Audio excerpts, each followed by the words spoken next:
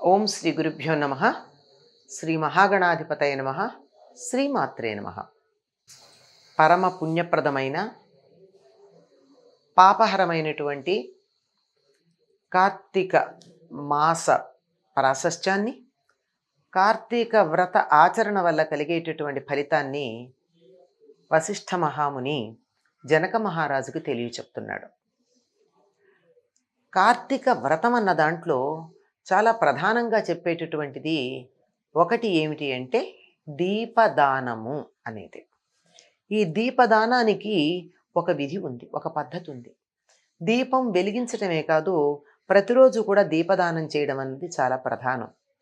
ఈ దీపదానం చేసేటప్పుడు ప్రత్యేకంగా సర్వజ్ఞానప్రదం దివ్యం సర్వసంపత్ సుఖావహం దీపదానం ప్రదాస్యామి శాంతిరస్తు సదా మమ అని అంటూ దీపాన్ని దానం చేయాలి. ఎలాగ చెయ్యాలిట అంటే, ప్రతిరోజు తొలిజామునే స్నానం చేసి ఇంట్లో శివుడికో విష్ణువుకో అర్చన చేసుకుని, ఆ పైన తాను స్వయంగా తయారు చేసినటువంటి ప్రమిదలో ఆవు నెయ్యి వేసి పమిడి పత్తితో ఒత్తి చేసి వెలిగించి ఒక బ్రాహ్మణుడికి దానం ఇవ్వాలి. ఎలాగ ఇస్తారండి? ఇంట్లో ప్రమిదలు ఎలా తయారు చేస్తారు అంటే, బియ్యపు పిండితో కానీ గోధుమ పిండితో కానీ ప్రమిదను తయారు చేస్తారు. అంటే కొంచెంగా నీళ్లు పోసి అది పిండి ముద్దలాగా అయ్యాక దాన్ని చక్కగా ప్రమిదలాగా తయారు చేస్తారు. ఇలా చేసినటువంటి దానిలో ఆవు నెయ్యి, పమిడి పత్తి, నిజానికి పమిడి పత్తే దీపారాధనకి వాడవలసినటువంటిది. పూర్వకాలం ప్రతి వాళ్ళ ఇంట్లోనూ ఒక పమిడి పత్తి మొక్క ఉండేది. పైగా పత్తి అమ్ముకోకూడదు అని అందులో దీనికి సంబంధించి ఒక విశ్వాసం ఉండేదేమో. ఊళ్ళో ఒకళ్ళిద్దరి ఇళ్లల్లో పమిడి పత్తి మొక్క గనక ఉన్నట్టయితే ఊళ్ళో అందరూ వాళ్ళ ఇంటి నుంచి పత్తి తెచ్చుకుని వాడుకునేవారు దీపారాధనకి. అటువంటి ఆ పమిడి పత్తి ఒత్తి వేసి ప్రతిరోజు ఒక బ్రాహ్మణుడికి దక్షిణ తాంబూలాలతో దాన్ని దానంగా ఇవ్వాలి.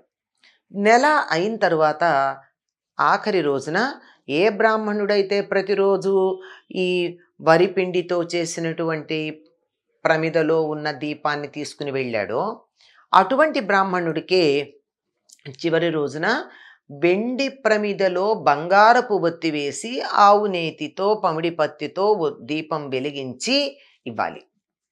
బంగారపు ఒత్తి వేయడం ఏమిటి? బంగారం వెలుగుతుందా అంటే, ప్రమిదలో ఒత్తి వేయడానికి ఒక చిన్న తూము లాంటిది పెడతారు, అది అయ్యి ఉండాలి.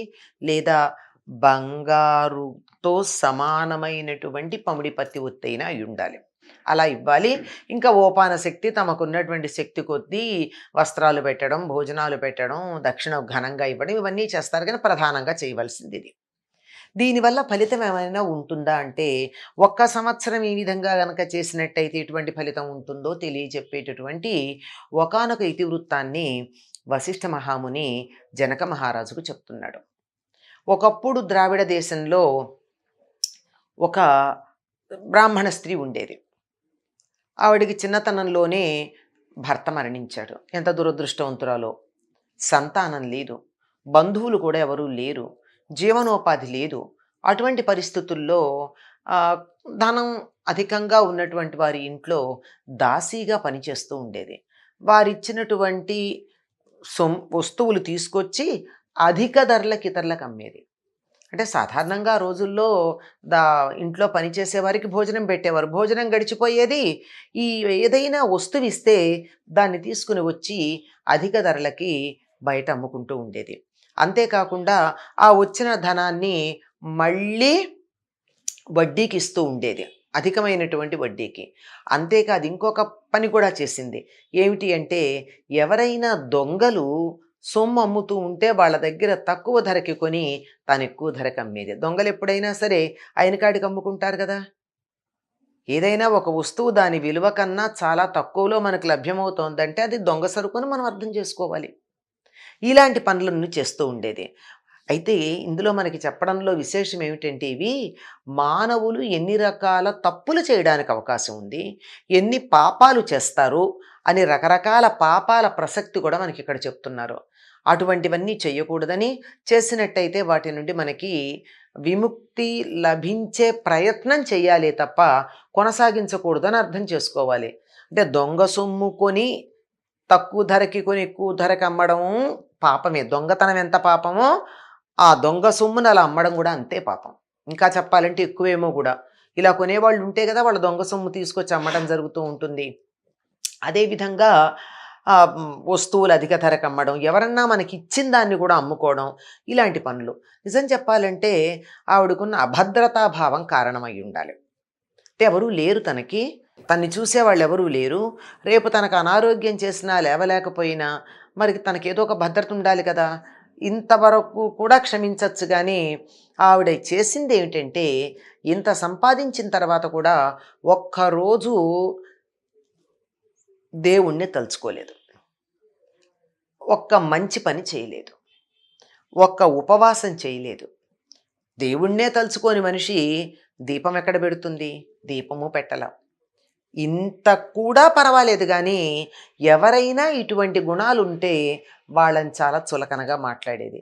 తీర్థయాత్రలు చేస్తుంటే ఎందుకు వృధాగా తిరుగుతారు అనేది, పూజలు చేస్తుంటే ఎందుకు చేస్తారు అనేది. ఇది చాలా దోషం. ఇది మరీ భయంకరమైనటువంటి దోషం. నువ్వు మంచి పని చేశావో లేదో తర్వాత ఇంకొకళ్ళు చేస్తుంటే విమర్శించకూడదు కదా. ఇది పెద్ద దోషం. ఇన్ని దోషాలు ఉన్నా ఆవిడ ఇలాంటి ప్రవర్తన ఉంది కానీ ఇతరులకి హాని చేసే గుణం లేదు. దానితో ఆ గ్రామానికి శ్రీరంగం వెడుతూ ఉండేటటువంటి ఒక బ్రాహ్మణుడు వచ్చాట. అంటే ఒక భక్తుడు. శ్రీ వైష్ణవులకి చాలా ప్రధానమైనటువంటి స్థానం శ్రీరంగ క్షేత్రం. ఆ శ్రీరంగానికి వెడుతూ వచ్చినటువంటి ఆయన ఈ గ్రామంలో ఇటువంటి కఠినాత్మురాలైనటువంటి స్త్రీ ఒక ఆవిడుంది, అంటే దుర్మార్గురాలైతే కాదు అని తెలిసి ఆవిడని ఉద్ధరించాలి అని ఆయనకెందుకు సత్సంకల్పం కలిగింది. కొంతమందికి అలా వస్తుంది, వీళ్ళ అదృష్టం కూడా కొంత ఉంటుంది. ఆవిడింటికి వెళ్ళి కూర్చుని యథాప్రకారంగా అని ఉంటుంది. తీర్థయాత్రలు ఎందుకు చేస్తున్నారు, సమయం వృధా చేసుకుంటున్నారు, ఇటువంటి మాటలు అన్నదేమో మరి మనకు తెలియదు, అవేం వివరాలు లేవు. కానీ ఆదరించిందట. అక్కడ కూర్చున్న ఆవిడతో కొన్ని మాటలు మాట్లాడాడు ఈయన. అంటే ఇంతవరకు ఎవ్వరూ ఆవిడతో అటువంటి మాటలు మాట్లాడలేదు కాబోలు. అది కూడా కారణం అయి ఉంటుంది. అమ్మాయి ఎందుకు ఇట్లా ప్రవర్తిస్తున్నావు, ఎంత ధనం ఉండి మాత్రం ఏం లాభం, ఈ శరీరం ఎంతకాలం ఉంటుంది, ఈ శరీరం పంచభూతాలతో తయారైంది, ఇందులో ఉన్నటువంటి జీవుడు వెళ్ళిపోయాక పంచభూతాలు కూడా గాలిలో కలిసిపోతాయి, ఏమీ మిగలదు, నువ్వు తీసుకెళ్ళేది ఏమిటి అంటూ మొత్తానికి కొంతకాలానికి ఈ శరీరం రోగగ్రస్తం అవుతుంది, తర్వాత ఈ శరీరాన్ని వదిలిపెట్టాల్సి ఉంటుంది, కొంచెం సత్ప్రవర్తన కలిగి ఉండమ్మా, నువ్వు బాగానే ధనం సంపాదించావు కదా, నీకు భద్రతకి ఏం లోటు ఉంది, నీకు కావలసిన ధనం ఉన్నది కనుక కొంత దాన ధర్మాలు చేస్తూ ఉండు, సద్గతులు పొందుతావు. అంటే కొంతకాలం ఈ జీవితం అయిపోయిన తర్వాత ఎవరికన్నా ఆలోచన వస్తుంది కదండి, ఈ జీవితంలో మనం 60 ఏళ్ళో 70 ఏళ్ళో బతికాము, బతికిన తర్వాత ఇక్కడి నుంచి వెళ్ళక తప్పదు, ఎంత లేదన్నా ఒప్పుకోవడానికి మనస్సు అంగీకరించకపోయినా సత్యం సత్యమే కదా, అంతరాంతరాల్లోన అందరికీ తెలుస్తుంది కదా. అయిన తర్వాత ఇంతకన్నా మంచి స్థితికి వెళ్ళాలి అన్న ఆలోచన అంతరాంతరాల్లో కలగకుండా ఉండదు. అందుకని ఆ భావనని నెమ్మదిగా తట్టి లేపాడు ఈయన. కనుక నువ్వు చక్కగా ఉన్న ధనాన్ని దానం చేయి, కొంచెం ధర్మ మార్గంలో ప్రవర్తించు, ఉత్తమ గతులు పొందుతావు. మరి ఇప్పటిదాకా చేసినటువంటి చెడ్డ పనులకు ఫలితం ఎట్లా పోతుంది, అది కూడా ఉండాలి కదా. మన ఇల్లు శుభ్రం చేసుకుంటే కదా ఎవరైనా బయట నుంచి లోపలికి రావడం ఉంటుంది. కనుక ఆ విధంగా చెయ్యాలంటే నువ్వు దీపదాన వ్రతం ఒక్కటి చేయి. కార్తీక వ్రతం 1 సంవత్సరం చేయి నువ్వు పూర్తిగా. ఎప్పుడైతే కార్తీక వ్రతం చేశావో చేసిన పాపాలన్నీ పోతాయి. నీకున్నటువంటి ధనంతో నువ్వు సత్కార్యాలు చేస్తే ఉత్తమ గతులు పొందుతావు. 2 పనులు ఉంటాయి. ముందర దుష్ట శిక్షణ జరగాలి, ఆ తర్వాత శిష్ట రక్షణ జరగాలి. పనికిరాని చెత్త బయటపారేయాలి, పాపాలు పోగొట్టుకోవాలి, పనికొచ్చేదాన్ని తెచ్చుకోవాలి, పుణ్యాలు సంపాదించుకోవాలి. కనుక నువ్వు ముందుగా పాప పరిహారార్థం 1 సంవత్సరం కార్తీక వ్రతం చెయ్యి. అందులో ప్రధానంగా స్నానంతో పాటుగా ఈ వ్రతంలో చాలా ప్రధానంగా ఉండేది ఏమిటి అంటే ఈ దీపదానం. ప్రతిరోజు కూడా ఒక బ్రాహ్మణుడికి ఈ దీపాన్ని వెలిగించి తాను స్వయంగా తయారు చేసినటువంటి ప్రమిదలో ఒత్తి వేసి ఆవునేతితో వెలిగించి దాన్ని బ్రాహ్మణుడికి దానం ఇవ్వడం. చివరి రోజున వెండి ప్రమిదలో బంగారపు ఒత్తి వేసి ఆవు నేతితో దాన్ని వెలిగించి దక్షిణ తాంబూలాలు తన సోపాన శక్తి కలిపివ్వడం. ఇలా గనక చేసినట్టయితే పాప పరిహారం అవుతుంది. ఆ తరువాత నువ్వు చేసే ధర్మకార్యాలకి ధనం సద్వినియోగమయ్యి నువ్వు ఉత్తమ లోకాలకి పెడతావు అని చెప్పాడు. ఆయన ఏ రకంగా ఆవిడ మనస్సుని తట్టి చెప్పాడో తెలీదు గానీ, ఆవిడలో ఆనాటి నుండి మార్పొచ్చింది. ఎందుకంటే సహజంగా దుర్మార్గురాలు కాదు. కఠినంగా ఉందే తప్ప దుర్మార్గ బుద్ధి లేదు. కనుక నెమ్మదిగా ఆవిడ మార్పు ఆ సంవత్సరం కార్తీక మాస వ్రతాన్ని నియమనిష్టలతో పాటించింది. తర్వాత ఉన్న ధనాన్నంతా సత్కార్యాలకు వినియోగించి శరీరం వదిలిన తర్వాత ముక్తిని పొందింది. కనుక ఈ కార్తీక వ్రతం అన్నది ఇంత మహత్తరమైనది జనక మహారాజా అని వశిష్ఠ మహర్షి జనక మహారాజుకు తెలియచెప్పాడు. కనుక అటువంటి దాన్ని మనం విని అర్థం చేసుకుని సత్ఫలితాలను పొందుదాము. స్వస్తి.